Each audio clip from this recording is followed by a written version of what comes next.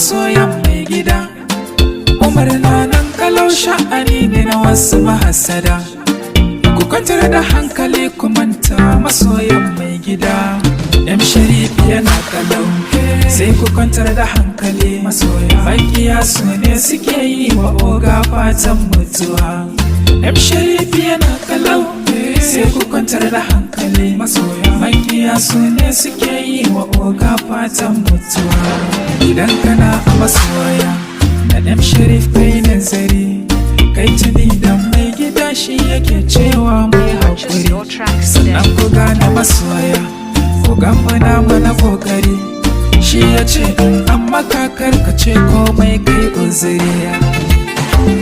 M Sharifi malami ne shi oga ne, ogan mu shi ɗin an sani mai haƙuri ne. Duk wanda ya san M Sharifi za ya gane, zai gane lalle M Sharifi mai gida ne. M Sharifi yana kalau, sai ku kwantar da hankali masoya. Makiya su ne suke yi wa oga fatan mutuwa. M Sharif yana kalau, sai ku kwantar da hankali masoya. Makiya su ne suke yi wa oga fatan mutuwa. Hey, kun gani hasada kuma taki yake zama. In kun duba kun gani M Sharif yana daɗa yin girma.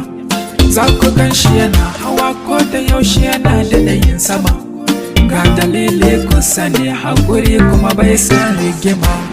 M Sharif yana kalau, sai ku kwantar da hankali masoya. Makiya su ne suke yi wa oga fatan mutuwa. M Sharif yana kalau, sai ku kwantar da hankali masoya. Makiya su ne suke yi wa oga fatan mutuwa. M Sharif yana kalau, sai ku kwantar da hankali masoya. Makiya su ne suke yi wa oga fatan mutuwa. M Sharif yana kalau, sai ku kwantar da hankali masoya. Makiya su ne suke yi wa oga